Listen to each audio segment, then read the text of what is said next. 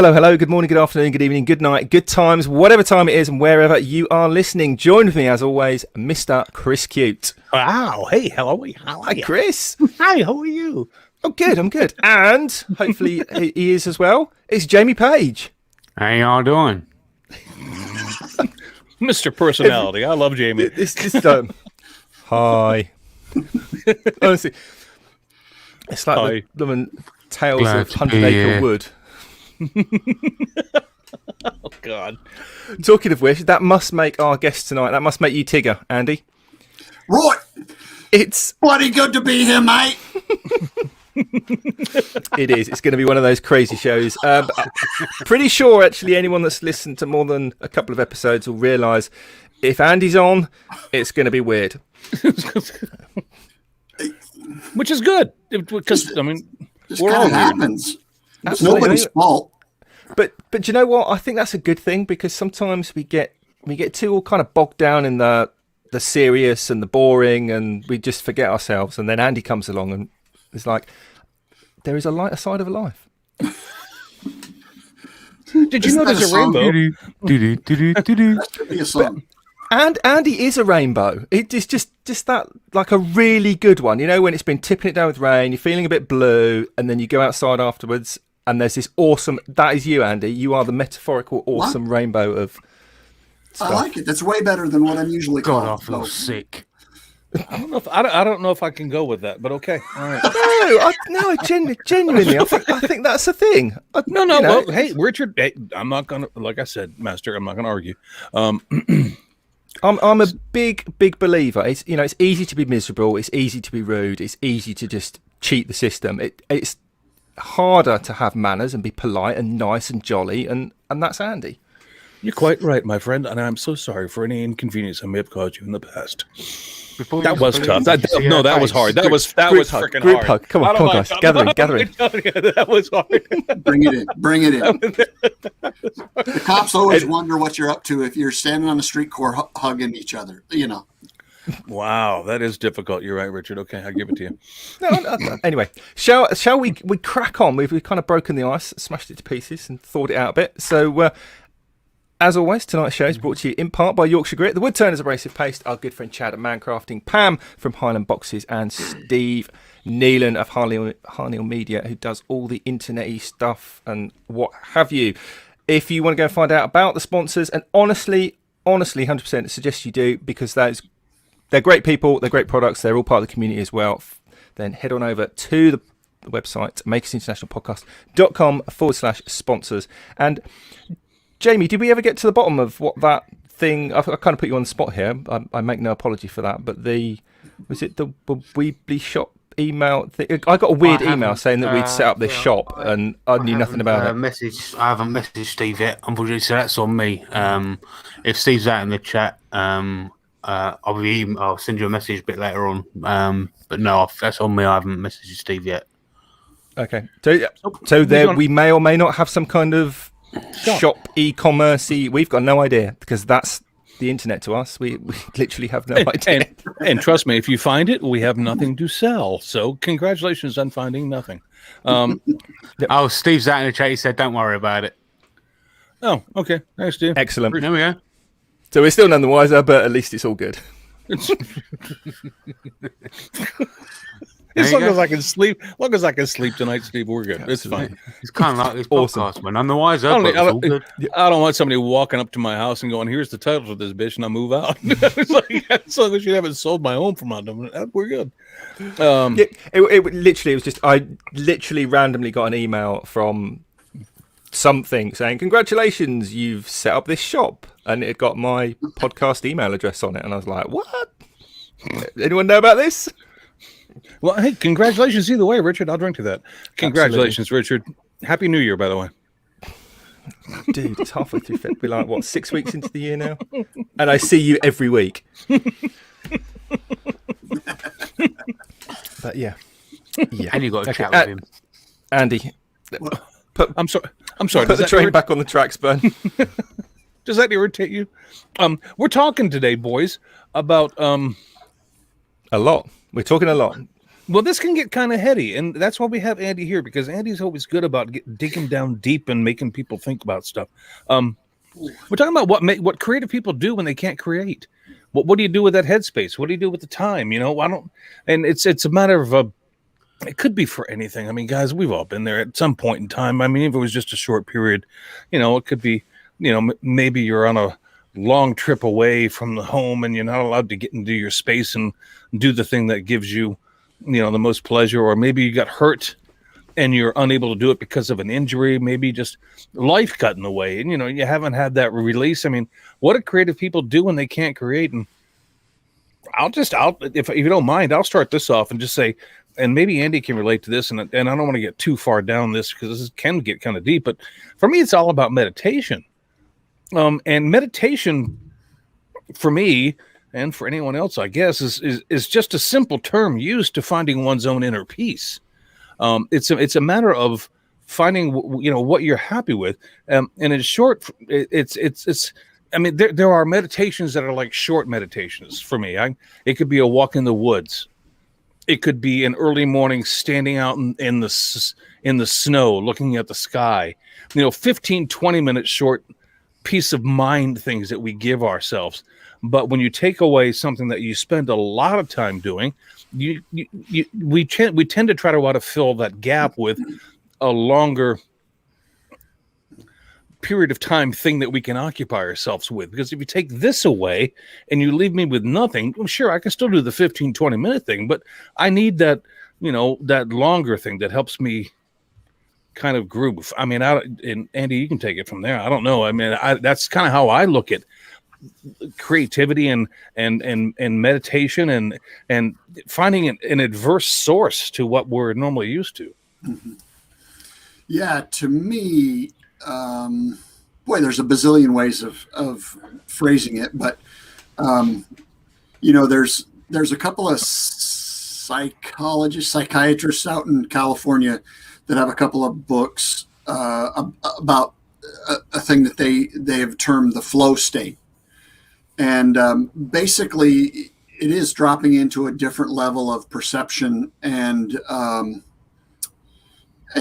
basically it's turning off the white noise. And for me, that's what it's about is, I'm not going to feel like I get muddied by the mundane.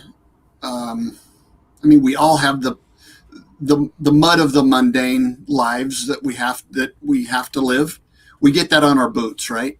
And to me, creativity, washes the boots off, so to speak. I've been pretty upfront with you guys in the past, 5-6 years ago. I was going down not good places as far as creativity and making and everything. And, Andrew Aragon found me somehow, somewhere, and scraped me off the bottom of the seat of the theater of the internet. and I found you cats, and it really, just gave me a whole new lease on life, quite frankly, because I wasn't going good places. I understand that. Totally understand that. You, Andy, you're a creative sort of thinker, and you look at things from my perspective, where I'm sitting in life. You definitely look at things, the same things, but from a completely different angle. And I find that kind of refreshing because, a bit like with just Lutz. Sure. Lutz, for me, he's the kind of the written to your picture. He puts some really kind of out there, seemingly irrelevant, just random pictures, but it's the captions. You read the captions on his Instagram, and yours are very visual. Your photographs that you look at, and I'd look at those same pictures, and I'd be like, oh, it's a truck in an airport, or it's an aeroplane, or it's some frozen leaves, I just look at things that are completely different to you, and like I said, that's kind of refreshing. But because you're a creative thinker as well, you have a creative job, and you look at it, just even like your downtime comes across as creative. But what do you do when you're ill, you're bedridden, God forbid, or you just, I don't know, locked out of the workshop and you can't find your keys? How do you cope with that? And I hate to use the M word, but how do you kind of deal with that and process that mentally? I mean, I get frustrated and go and find something else to do, but how do you cope with that? Guest appearances on podcasts. Is it literally, I'm locked out of my workshop, I'm bored for 2 hours, can I come in the workshop? No, for me, it really is all about, we've talked about creative fluency, I think, before, haven't we, on the podcast? Where, to me, I've always said this when I used to do project management for big construction jobs. I don't know how to do everybody's job, but I have to know enough to know when they're BSing me. And it's kind of like that. I feel like I have to have my radar wide open so that things pop up on the radar that I may not do them right away, but they're filed away as something that is attractive to me. And if I'm ever unable to do, X, Y, Z, or ABC, I'm gonna be doing some work on figuring out how to do F, G, and H. You know what I'm saying? So to me, it's, I'm very fortunate, and I know Chris cooks. For me, cooking is a huge outlet for me. Photography is a good outlet. Sewing has been really a gas. Basically, just making a career of doing stuff that scares the crap out of me. Well, let me, if I can, because I mean, currently, Andy and I have one thing in common. It's probably the last time I'll ever say that. No, actually, whatever. Anyway, Andy and I are both currently laid up. Andy's for a shorter period of time. I've been on my rear end for over a year now. Let's just put it that way. And I don't know if it helps anybody, but I can go through and tell you what I've done. As far as, because I'm basically limited to just, I'll give you a backstory. I don't want any pity here. I had a back injury and I'm not able to stand up for a very long time. So from what I had to do to occupy that long space I was talking about beforehand was come up with things that made my mind happy, because I wasn't out there doing things physically with my hands. And when it initially happens, and and I'm dealing about the injury aspect of keeping you away, something that you don't have any control over. It's like, I'm sorry, you just can't do it. I finally got into, and Andy has been to my place, so he kind of knows what I'm talking about. The first thing I did was I set out a design for my outdoor patio to build kind of like an outdoor party place. I designed a bar. I designed a railing that people could sit on stools around and drink their cocktails, and I designed this. I mean, I wrote it down on, I don't do CAD. I was doing paper, pencil, and, things of that nature, and measuring. I would have my wife come in. I actually had her come in and sit on a stool so I could measure how high the thing needed to be before I could, so I could put the measurements down and how to do it. And it entailed a brick fireplace and all kinds of crazy stuff. And that was good. That was very, there was a catharsis to that. I mean, it really made me feel good to be able to do that, because I was creating, even though I wasn't doing. It was like I was pre-planning something, because I planned it and then I built it in my head. And then when I was done with that, I went, okay, that's cool. Someday I want to do that. And then I moved and I said, well, you know what I need to do? I need to build like a new shop out on my property too, so I can move all the stuff that's in my garage into a workable space that makes it more comfortable. And then I started designing the barn, and the shop. And it was like, that's just 2x4 construction. It really wasn't that difficult to come up with that. So I then converted that to, let's design what used to be my shop, what currently is my shop, but I was, thinking in the future, let's design that space into something that I can incorporate into my home. So it's no longer the outside space, it becomes inside space. And I started designing that with the idea of making a billiards room, having a pool table in the middle of the place. Hey, they get the boys over, and then obviously my wife would never say yes to that. So, but it's still, it was something I was able to occupy my time with, and I spent some serious time converting my shop into a billiard table room.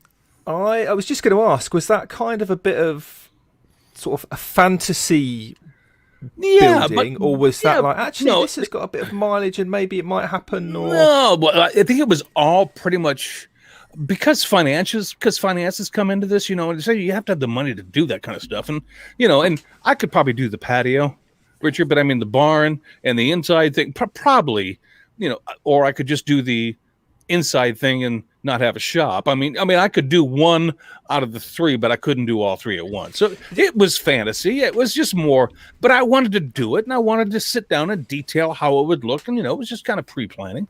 Kind of reminds me of a story that actually, Chris, and you're going to hate me for this, so pull up a No, go chair, ahead. bear with. Go ahead. You're talking about building your fantasy bar. It reminds me of a story about, and I may have got this a little bit wrong and kind of wandered from the facts, but the general gist of it is sound. I think it was an American Air Force pilot who was downed during the Vietnam War, and the worst possible thing happened. He was captured. He spent a long time in captivity and probably didn't have a particularly good time of it. A bit like staying at a Roach Motel kind of deal, I expect. Because anyway, his way of coping mentally, I mean, obviously he was highly constrained, but his way of coping mentally was, in his head, he built a house from absolutely scratch all the way up to the ridge tiles. And I think many, many years later, he actually ended up building this house. But by the time he'd actually got home, he knew this house inside out, because, I mean, that's obviously taking it to the extreme of what you would sort of... No, well, I mean, that's kind of the same process I followed, because you design it, and then you have to go through your own head. I don't know about you and how you guys work, but I always think of something, and then I build it in my head before I ever physically build it. I do that a lot with jobs, actually. Someone asked me to do a job, and Andy, you might be the same or similar with this. You've got a conceptual idea or sort of a brief to what you're supposed to be reaching, but the bit in between is a little bit kind of hazy. So you end up thinking that through several times before you actually get there. Absolutely. I mean, for me, the fun jobs, residential jobs for me, are the ones where the people go, okay, so that's what we want. How do you think you'll do it? And I'll go, I'll be honest, I have no clue. None. But I'll get back to you. But we'll get it, and that's truly honest. I don't know how I'll do it, but 2:30 in the morning, oh yeah. I mean, to me, those times, again, going back to the white noise, when the brain is able to calm down enough to do work without us trying to force it to do it, that's where that's the magic spot to me. That's the inner peace I was talking about earlier. That's inner peace, and that's how I found mine. Yeah. Do you bounce ideas off other people? I mean, Chris, you were talking about getting your wife in to measure how high you need the bar and things like that. And I guess, Andy, if you're working on a project with somebody else, maybe this isn't. I mean, actually, even Jamie, to you, if you've got like an itch in your brain about maybe something that you're thinking about making, a design, a scroll saw pattern, whatever, do you bounce those ideas off other people, or do you? Yeah, actually, it's something I've just done recently. I bounced off of a couple of people. Actually, tonight's project, I actually bounced an idea off Andy from H Bespoke, and to Andy's credit, it came out better than what I could have.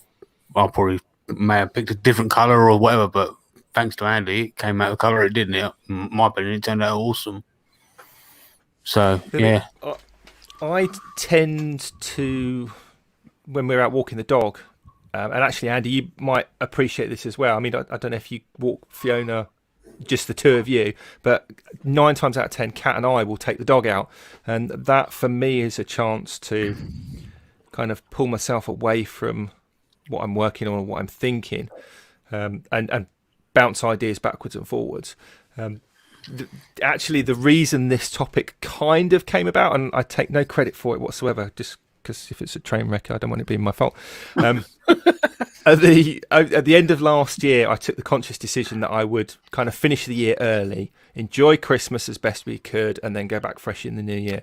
And then over Christmas, I picked up this horrible lurgy that you might have heard about going around at the moment. And I literally couldn't leave the house. I was absolutely 100% quarantined. And I thought, that's no bother. It's what I've been doing the last 40 years anyway. But I really found that it didn't, or missing that opportunity to be able to go out and walk the dog and just like an hour a day to bounce ideas in the fresh air just slowed everything else down.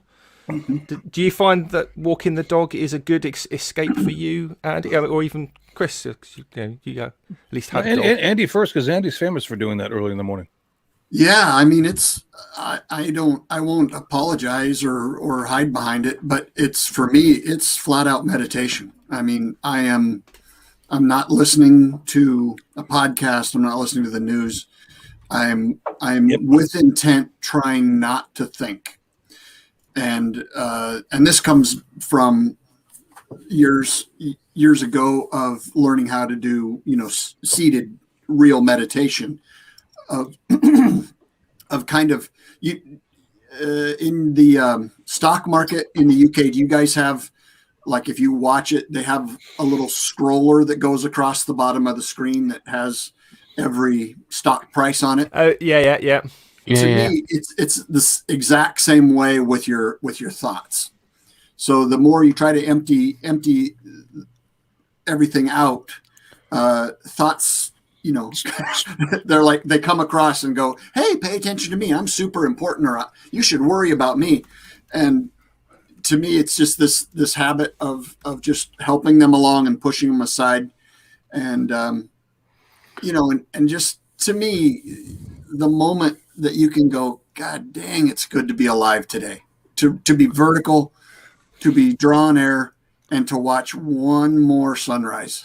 It's just, if you can, I mean, Lutz is such a unbelievable example of this, where the guy is tripping on the fact that, I mean, he is out there actively looking for visuals to attach to that's the beauty part of I think he and I would both say the same thing, of having an audience and a bunch of friends that are expecting us to come up with something. So it's kind of this self-fulfilling prophecy that once you start down the path, you kind of need to keep rolling, and maybe I'm wrong, and I probably am, because I'm normally the minority, but I don't expect that stuff from either of you. I just appreciate it when I see it. You know what I'm saying? I'm sorry. I don't like if Wednesday comes along and Andy hasn't posted a picture, or if Lutz hasn't posted a picture and a phrase. Okay, that's, it's not going to be. I'm not going to. I just appreciate it when you do, because it allows a lot of people to kind of go, wow, that's kind of cool. I mean, I take it back to that short meditation period that I was talking about before. There's always those, and it could be anything. For me, it's a walk in the woods, or it's a stand out in the snow in the middle of winter and in the morning, or when it's not winter, it's still going outside with a cup of coffee when it's dark out and looking up at the stars and saying good morning to the world. And then, like you said, feeling good that you're vertical and upright and able to move around that day. It's like, and then you kind of get that in you, and then you're ready to go. I mean, it's like, I'm good to go. I'm at peace with myself. It's kind of a meditation thing. It's the only way I know how to put it. Yeah. I think for me, I very much agree with what you're saying, and I agree with the mentality of the reasoning behind it and all the rest of it. I don't label it as such, and I kind of get, and this is a bit weird for me, because I kind of get just a little bit uncomfortable when somebody says meditation I shouldn't, and I acknowledge that it's a kind of a mental barrier of my own, because it's the same thing. It's just that I don't associate that label with it, and that's the kind of the conflict in my head, because actually, yeah, it's nice to, like Chris said, get up in the morning, have a cup of coffee, and see what's going on. Have a look out and look at the world, what's happening in the garden, the birds are singing, and that's exactly what you just described. Take a deep breath, yeah. but without that label, which is a really kind Well, of then childish view of it. Then take the label away. All you're really doing is finding your own. You're finding your own inner peace. Yeah, 100%. Even though you're not intentionally doing it. I mean, everybody I think in the world probably does this. They don't label it meditation either. That was just the best word I had to come up with, because it's just a way for us to own, and it could be anything that you do. It's just a way for us to find our own inner happiness, and like, okay, take a deep breath. I feel good Zen now, mode. and let's move on. Yeah, find Zen. And actually, I mean, Jamie's just chipped in. That is, I 100% agree. I 100% agree with what Chris just said, what Jamie just said, and what Andy just said, because they were all the same things. And I think it's important for people to acknowledge that with or without whatever label you have, because for me, that's kind of, like I said, that's kind of a block. Sure. I hear that word meditation, and I'm like, oh, and I sort of, I'm not interested. But it's the same thing, and actually, that's a block for me that I acknowledge that I'm putting up. That's kind of a weird. And this is super common. I coming out of my childhood where Dad was a preacher, and he was very, very devout, and it wasn't a Sunday morning thing for him. It was 7 days a week. And when I would get up, that guy would be on his knees in the front room, praying. And, I, of course, have issues with, we have our own childhood issues, but it's the same exact thing. That was he could not get going in the morning without doing what he did. And, if nothing else, I appreciate his devout practice, the fact that he did it every day. And to me, that's what the real story is that when you find that place, and whatever label you do or don't put on it, do it every day. And and it doesn't take you to sit down on the ground, cross your legs, hold your hands out, and look up into the sun in order to find your inner peace. I mean, Andy knows much more about the proper way to meditate, is the way meditation means, but it just means a way. My shop used to be my meditation when I had the 12-hour job I had.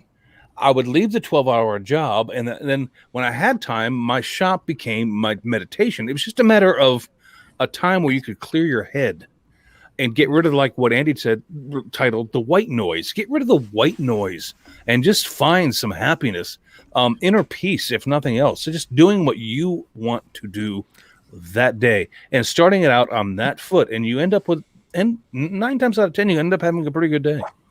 I was literally just going to say exactly that, Chris. I mean, a lot of people listening, I suspect, are in exactly that boat, using their making as their sort of meditation. Yeah. But what do you do when you can't get out in your workshop? I mean, when I basically either I couldn't or I didn't actually feel like it, I ended up actually playing probably too much video games over that time, but also sitting in front of a computer watching other people make. I watched a lot of YouTube and learn things on YouTube that I didn't think I needed to know, like really kind of like geeky nerd, like color correction in your videos and how to kind of better do the audio and blah blah blah. Actually, Chris, you'll be. That's all self-improvement stuff. There's nothing wrong with that. It's like no, exactly. But I've already explained to you how I did mine,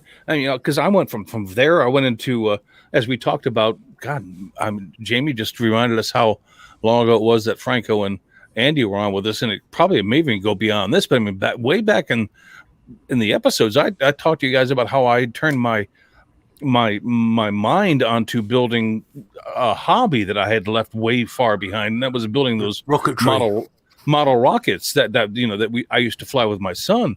And since then, as Andy mentioned earlier, I've turned my full attention into cooking, because I've got to be honest with you. Out of all the other things that I've talked about today, cooking is as close to my shop experience as it gets for me, because not only do I have to pre-plan what I'm doing, like I've talked about designing the outdoor patio, but I actually have to build it in my head before I do it, so that my organization is correct, and then getting it all together. And it's cooking and doing like woodworking in a shop is, the mentality is very, very similar. You're just dealing with different products and elements, and you're dealing with different things. I mean, obviously there's variances for each that you need to, you can't take a piece of plywood in there and make it taste good. I mean, what I mean? I don't know. I think I might have eaten a few bits of plywood at times in some kitchens. I'm talking about more the method of thinking and how you create things. It happens the same way. And so that for me has been my go-to since I left the rocketry once again. I mean, I had fun doing that. I was a good break, but I needed something. I needed something more than that. I thought you were going to say because you can actually make eat. tables. You can make tables or tacos, and you can't make any pizzas that begin with P in your workshop. We actually had a question, and we have questions today, guys. If you guys want to get into them, unless you guys have something you want to add. I have one more thing just to toss into the mix. Go, brother. The beautiful part about cooking for me, and I think I kind of got into this in a recent post somewhere, but I love the multi-sensory involvement almost more than any other type of making I do. You're using your sight, your smell, your touch. What else is there? and your visual. It all comes, if you're really getting after, and to me, this is the weekend cooking. This isn't, get some stuff on the table for protein for the troops. This is where you're just going, you know what? Let's make something today. I do a lasagna every, couple of years, where I make the cheese. I make the noodles. I do it all the way, just for the simple fact that I enjoy doing it. And by the time I'm full, by the time I put anything on the table, of course, but the full sensory involvement to me is just magic. Oh yeah. And it's instant gratification when it's good. When it's not, it's like you kind of go. That's what they make catapults for. Yeah, I'm going home. I'm so much at the opposite end of that spectrum, Andy. Really? And yeah, 100%. I mean, I remember when we went to visit Al's Hack Shack on the road trip, and we had a very similar conversation around what you've just described. If a meal and food is a sensory experience, it is all about the texture and the taste and how things complement each other and all the rest of it. And he was telling us about, he used to work somewhere with, I'm trying to remember this in my head. The conversation got around to how some nations are very much that way of sort of experiencing food, Right. whereas other nations are very much, it is purely fuel. Lunchtime is eat, fuel, get on with the rest of the day, and it's a means to an end. Yep. And I can 100% relate to that, because that's me. I will get lost in whatever it is I'm doing for the day. It doesn't have to be making. It could be whatever it is. It could be washing the car or doing the housework, which actually doesn't happen very often. I'll say that before Kat jumps in and goes, yeah, right. But genuinely, whatever it is, if I'm focused on it, I will get lost in it potentially. And food is just a distraction that has to happen in order to be able to, fuel the engine to get on. And well, Richard, I would encourage you one day, Saturday, Sunday, whenever you have the time, pick out a recipe, something you love, and then prepare it for yourself and Kat. Don't get me wrong. I can cook. I survived. I'm not saying you can't cook, but I'm trying to say it. Try to cook well, and do it right, and spend the time to do it right, and then enjoy that meal. And you may find. I mean, granted, it's going to take you longer because you're not used to doing it, but you may find that there's something that's very appealing about it. And unless you try it, you never will know. I mean, honestly, I am 100% open-minded about this, but to my mind, to do all that kind of, chopping little bits of parsley to sprinkle along the top, I'm like, no. That's tat. Literally take that away. Put the food on the plate. If the food, I can, I can do a good wholesome meal that tastes awesome. It's all that kind of frilly doily stuff around the edges that just doesn't appeal to me. Does that make sense? Well, but you'd have to relent and let that little frilly doily stuff that you're talking about speak for itself, because believe it or not, it makes a difference in the flavor. Yeah, I had exactly that conversation with Kat because. And we had to, honestly, just to digress a little bit. Christmas dinner, yeah. The debate of, do you put all the veg in a dish and have like a potato dish and a carrot dish, or do you just serve up all the food on X numbers of plates and then put the plates on and people eat? And I am 100% put it on the plate, put the plate in front of me, and we all eat because it's the practical side. Right, that's 3 times the washing up. That's 4 times the time. Let's eat. Let's get on. Enjoy the meal, and then the rest of the day. It just. Do you know what I mean? It's a very. I think it's just the analytical mind that I have. But I'm just like, don't make more washing up. One thing I don't understand is I've been to a restaurant before, and they've served up like carrots and all other sorts of vegetables, but they've used a melon baller to serve it up. I know it's like all these different balls of different vegetables. I'm like, why? Yeah.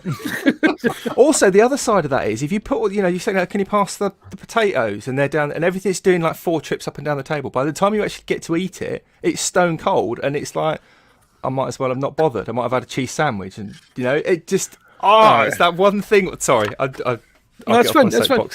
Let's turn to the questions, if you don't mind, because I think these are compelling. The first one, since we're talking about food, is from Andy Pugh, and he wants to know: should pizza tacos be a thing? No. The answer is that's a calzone, isn't it? No, the answer is yes. Yes, they should. If you can combine the flavor of pizza and tacos and make it into something compelling, then yes, absolutely, they should.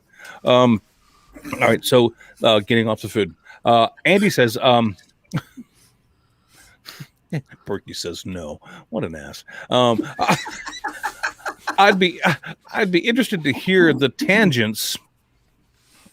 And Jim, we haven't heard from you about this, and I know you were laid up for a while. Some of you can chime in on this one.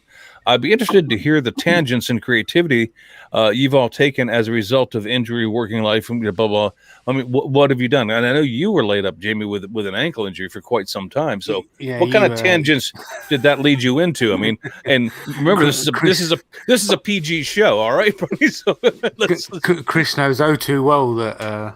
What I did, so I was very much under the influence of highly medicated painkillers at the hospital. Decided that my finger was a stylus, and drew up some very detailed plans for Chris, and told him he had to go and make a certain project, which he did. Which I did. There's a video on his channel, not so long. Well, it's a couple of years ago now. But there's a project on his channel which he actually made. It's a handheld tic-tac-toe board, which I actually made when I was at school. It was a 3rd grade project, but Jamie said you have to do it. I went, okay, I'll do it. So Chris actually showed the plans that I sent him on there, and I was like, oh my god. I seem to remember that messenger message actually. Yeah, there you go. But one of the things that kept running through my head was actually because I think it was, I can't remember, you have to correct me if I'm wrong with this, Andy. It was either you or DeResta that come up with something called the brain dump. That was Andy. Yeah, that was me. And all I kept thinking about was that. And all I kept thinking about was going through my head was different projects that I could do. So next time I had a visit or whatever like that, I said, can you bring up a notepad or something like that? Because I had all of these projects going through my head. And I'd write down them. Every time I had one, I'd write it down. And the funny thing about that was, by the time I got home and wrote down, I wrote down what I was going to make, and underneath there was a little description of what I was going to make, like a little drawing underneath it. And I was looking at it and I'm thinking, what the hell was I talking about? I couldn't even read what the hell I wrote. But after getting home and obviously and becoming unmedicated. after I got home and unmedicated, I was obviously still in a cast. I found that usually what I do is I usually keep ahead of myself with it when it comes to video editing. So I usually leave a couple of videos to myself. I haven't at the moment, but I usually leave myself a couple of videos to edit just in case. Like I said, at the moment I haven't, but I'm not due to have surgery at the moment, even though they're looking into it. But so I had a couple of I had a couple of videos that I could edit. I edited a new channel trailer, but I also kind of offered my services to other people if they needed videos to edit as well. So I did a couple for other people. So yeah, it's, once I had a good video editor, I kind of I started editing other people's videos for them. So the tangent you took on was basically living through someone else. You kind of, yeah. Okay, I like it. Yeah. And I don't know if we've covered this or not, but I mean, I don't know, Andy, Richard, Jamie, you guys can cover this one. Do other forms of creativity actually fill the gap? And I'm gonna underline the word actually. I mean, do they actually fill the gap, or is it just kind of a, if this is a long-term thing, I couldn't handle it, but if it's short-term, I can deal with it? Or maybe, do they actually fill the gap? Yeah. GIF wars. Say again, Jamie? GIF wars. Oh, GIF wars. Well, yeah. That's breathing, though. That's why Andy's on the show today, because he and I were engaged in an hour and a half long GIF war. No, anyway. To me, I don't look at it as I can't be in the wood shop, so I need to fill a gap. To me, there's so much to learn. I almost, especially, I'm 58 now, so I almost feel this urgency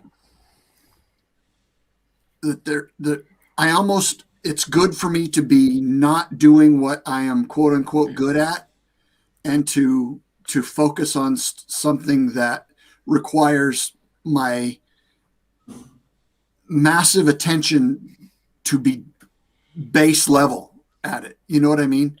You're trying to grasp concepts. Yeah, because to me, again, going back to this literacy type of mentality of, it's like going to Europe back in the day when no one spoke English.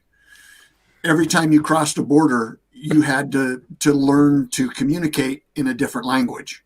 And that's kind of how I view making, right? I want to be, if not fluent, I want to be at least have a remedial knowledge of way too broad of a spectrum. Do you find that it kind of, I mean, Kat and I refer to that as scratching an itch. So you've got an itch in your brain about something. It may or may not be in the discipline that people would associate with them. But it's, okay, I've done that now, I can move on. But you kind of go into it with the sort of acceptance that this could be a rabbit hole or it could not. So I'm thinking of yourself, not so much with your cookery, but maybe with your quilting. So, I mean, I don't know if people are aware that you do, to varying degrees and amounts, of quilting, right? As well as your woodworking and your photography and all the rest of it. So it's like another thing.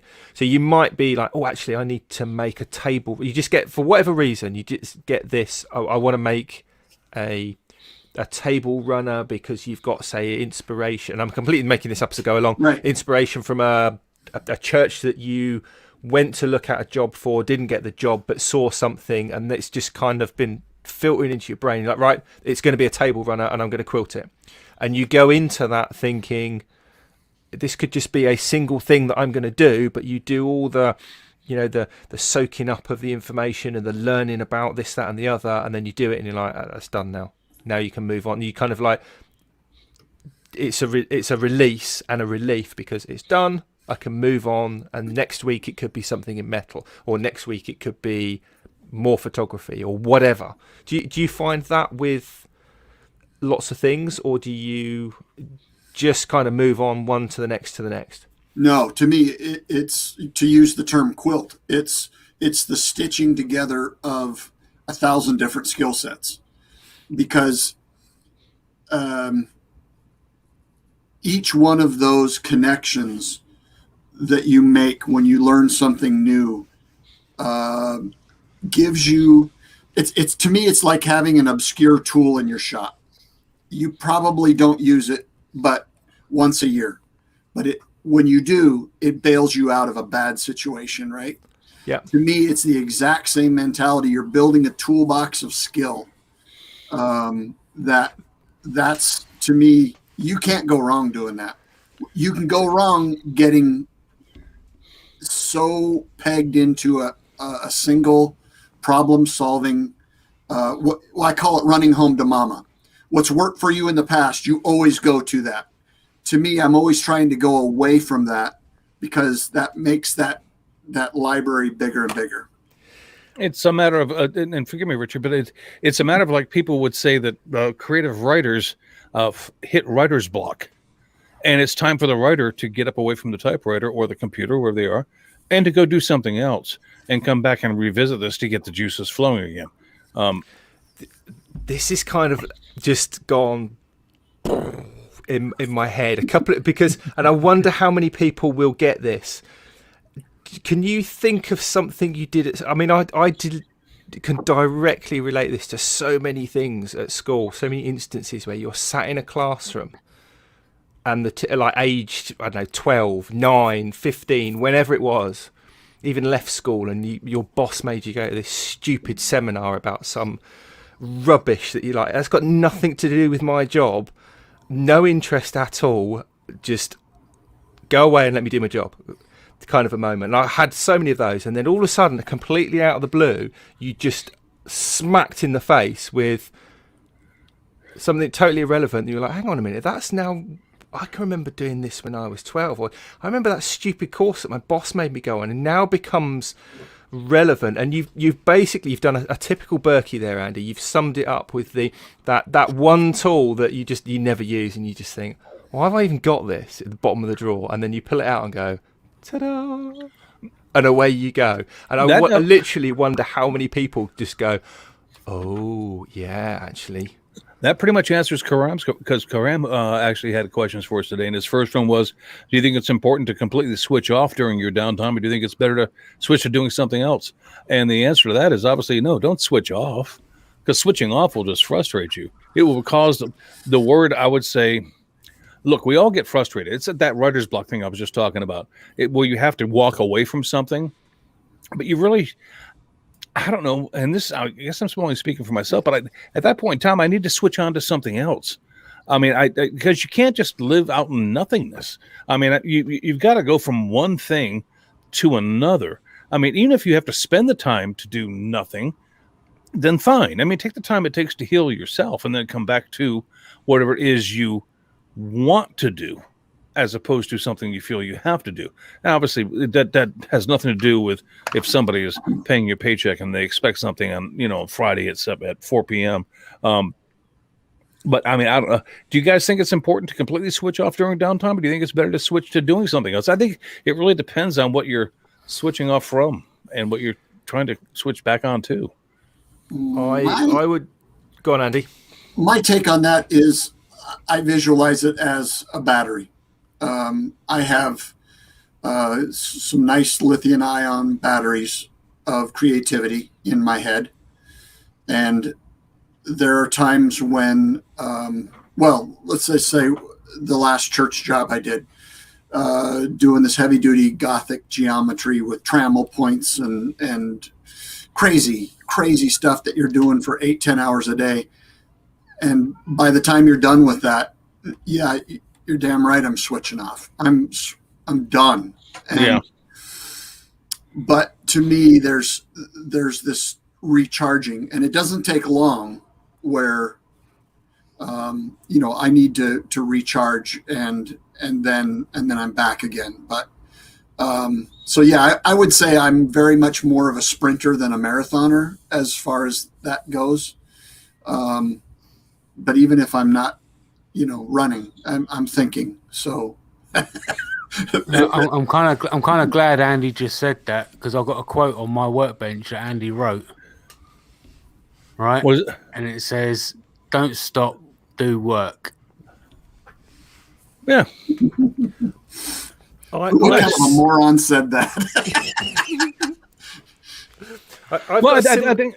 Go ahead, Richard. I'm sorry. I was just going. I've got a similar take on that, but I think it's you've got to differentiate between actually what you're switching off from and what you're concentrating on, because you, like Andy said, you can completely switch off about arcs and curve and tangents and various different kind of designs and all the rest of it. But if you then switch off from that and turn your attention to, say, quilting or even cooking, you've got to be focused on that. So that's not switching off. That's just a change of focus. That's switching too. So I for me personally, if you're going to say it's switching off, it literally is going to be like awake or sleeping or alive or dead. It's a very binary switch between one or the other. But you can still switch off from your day job and use that kind of downtime to recharge, as Andy put. So I think you've got to kind of almost quantify what it is. So for me personally, there kind of isn't any switching off, because it's always something. And actually a lot of the time there's something kind of just scratching away in the back of my head, whether it's I'm walking the dog but I'm thinking about the job the next day or the next week or something else. There's always something going on, and that's why I kind of struggle with these sort of fly and flop holiday breaks at the pool. I can't do them. Does that make sense? It's got to be. There's got to be something that's demanding my attention. It makes a lot of sense, and just because we need to let Jamie sing at some point in time. No. No, we don't. I would say that bad idea. Starting back when we started, with creative people who are finding themselves in a place where they can no longer create. Basically means that what they do with their hands and what they've done with their body or hands or whatever it is, they can no longer do because of whatever reason, because they're not either in the shop, or they got an injury, or they're just life taken over. They're not allowed to put their hands on stuff. It doesn't mean the mind doesn't work. The mind still works. And if you can't do what you really want to do, maybe it's time to do or think about the things that have sparked your interest in the past. Just just go off on that tangent for an hour or 2 hours. Along the way, you're going to learn something. Whether you meant to or not. I'm not saying make this a study hall. Just go off and enjoy yourself. It's time to do that adventure. Go do that adventure. And even if when you get switched off, you've got a blank slate of paper in front of you and you get nothing there that you're interested in, then it's time to go on that adventure and find something that would interest you. And just because somewhere along the line, you're gonna learn something.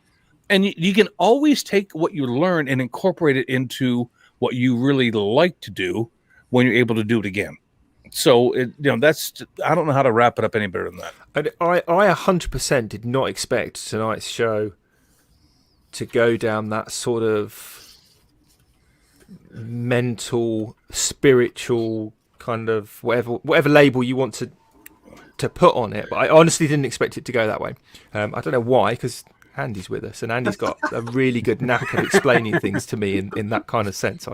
In hindsight, I should have probably half expected it. But I 100%, I totally agree with you there, Chris. I think it's about the willingness to maybe let go of something, whether it's forever or for a while, but also with that sort of acceptance of you don't really know how long it might be for and what's next, because there is something next, whether it's cooking or quilting or all the rest of it. Whatever. It could be catching butterflies and collecting them. I mean, who knows? Absolutely, yeah.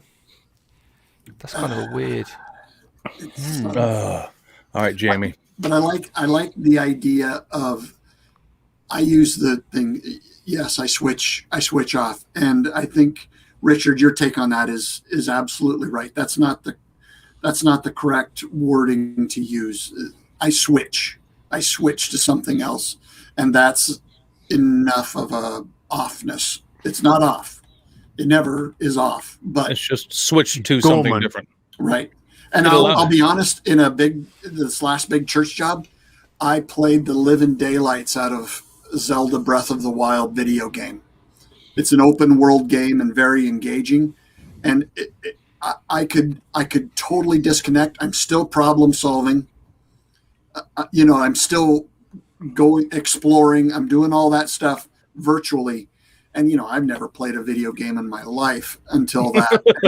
My God, I wonder, bad. Andy, if there's not a connection there between the fact that the brain has got to be active at something. It can't sit, and whether that's because we're both mental, I honestly I don't know whether it's a condition or whether it's a personality trait that's or pretty whatever. much everybody. That's pretty much everybody. It's about, I know a lot of elderly people who are sharp as a tack because they're constantly kind of on the go, and I know people who aren't because they're not. Does that make sense? Yep. I think you've got to be. There's got to be something. You got to keep the gears oiled, boys. I mean, you really do. You got to keep them moving. Jamie, we need to let you sing because we need to wrap this up. We're running late, so if you don't mind, and Andy, this is your cue to take the headphones off. All right, go ahead, Jamie. All right, it's time for Jamie's page. Nice. Yay! So only a couple of little things. I just want to quickly give a shout out and hello to Auntie Valerie, who's in the chat this week. She stayed up late to watch the show. I guess it's because Birkey's in there. But she's feeling a little bit poorly, so I hope you start to feel a bit better soon, Auntie Valerie. Next part is my premieres on in 32 minutes. I'm not sure if Caitlin's got one on this week. She hurt her hand, as we saw in her last week's video. If she has, let us know in the chat if you're out there, Caitlin. I did see you saying a bit earlier. But that's all for this week. My shout out this week goes to Dan the Maker Man. He's actually his first video he released in a year. I'm hoping this is going to be his YouTube return. But this week he made I don't know if I'm going to pronounce this right. A Gyutu style knife out of pallet wood. It's basically a cake knife. But Dan's got a very he's got a great way of producing and making these videos. So if you want any hints and tips on how to produce great videos, go and watch Dan the Maker Man and go and watch his back catalogue as well. It's awesome. So yeah, Dan the Maker Man. Awesome. Dan, good to have you back. Andy, what about you? I know you got some love for somebody. Yeah, Thursday. I'm pretty involved with the guys out at Shaper Tools and Shaper Origin handheld CNC, and I jumped in on a live broadcast they do every Thursday night, and this really engaging, hyper talented artist was on. Orly is her first name. And I can't pronounce her last name, but she has an Instagram at Orly Insta. Chris has it in the show notes. Mm-hmm. I completely recommend that you check her out because this is, to me, Richard, is one of those things where she is a printmaker, an illustrator and a printmaker. And the purpose, the way Shaper brought her in was to make stamps, printmaking stamps, with the Shaper Origin. And okay. It was just something that I was like angry at myself that I hadn't thought of it because it's so brilliant. And she does this just super cool artisanal printmaking and just a very engaging young lady and just incredibly talented. And now there's my next rabbit hole I'm headed down is I'm doing some kind of printmaking. So awesome. They don't find, I don't go looking for stuff to do. They find me. So check her out. Orly Insta on Instagram. Awesome. Richard, what about you? I do. I'm going to shout out Ed from Business Film Booth, who we had on last week, because it just continually putting out useful, well thought out and well researched, valid information for anyone who is looking to get their channel, give it a bit of a kickstart and a boost. Even if you're not actively putting videos out, there's stuff in there to help you kind of push the stuff that you've already got on your channel. So if you didn't listen to last week's show, then you've got an interest in that, then definitely do. But what I was going to say was, Andy, I think you just summed up the entire show. It's not about going out and finding stuff, because stuff will find its way to you. That's true. Or allowing the stuff to find you. Or yes, even better, Chris. Yeah, I like that even more. Yeah. Allow the stuff to find you. I think Go ahead, sorry, Andy. Chris. I think it's, for me, it began when I quit describing myself as a woodworker and describe myself as a maker or a creative, because all of a sudden, you're wide open. 90% of my work is wood, but the 10% is what feeds the soul. The pigeonhole was gone. Nobody had to pigeonhole you into that category anymore. Awesome. My shout out this week goes to a guy who runs a YouTube channel called Great Plains Craftsman. And some of you might dig this. I mean, this is pretty cool. I dug it. This guy built himself his own little log cabin, complete with dovetail corners and everything. I mean, it's a really kind of cool build to watch. I mean, I don't know about you. I'm not really into kind of rustic stuff. And so watching this dude do it over like a period of like 12 videos was a pretty cool watch for me. So if you're into it, check it out. It's the Great Plains Craftsman, and he has a series of 12 videos he did on building this log cabin for himself, and it came out really well from start to finish. And it wasn't a big one; it was a little one. It was a little side shed, basically, is what it turned out to be. But it was a very cool build. So if you want to check it out, give him a look. Very cool. I think that appeared in my feed not so long ago. So I'm just looking at the thumbnail with these dovetailed corners on his log cabin. Yeah. Cool build. I mean, it was really cool. Nice. And he researched it well and explained it well too. So check it out. Sweet. I don't actually know what we're going to be talking about next week, or if we're going to be doing we're not on Patreon, but we kind of do a free after party for those people listening live, but not for those who listen audio only, because by then it's gone and Chris has edited it all out and all the rest of it. So it could be anything. It's all my fault. Yeah, it's all my fault. No, it's nobody's fault. It's just one of those things. It's the way we've always done it. So yeah, until next week when we talk about something else, probably with somebody else, but maybe not. We don't know. Turn up and find out. Thank you all for listening. If you are still listening, if you're not, we'll say what we like about you. Until next week, you will have a great time. Have a great week, everybody. Thanks Take for it having easy, me on. everybody. It's always Cheers. a pleasure having you on, Andy. There we go. You've known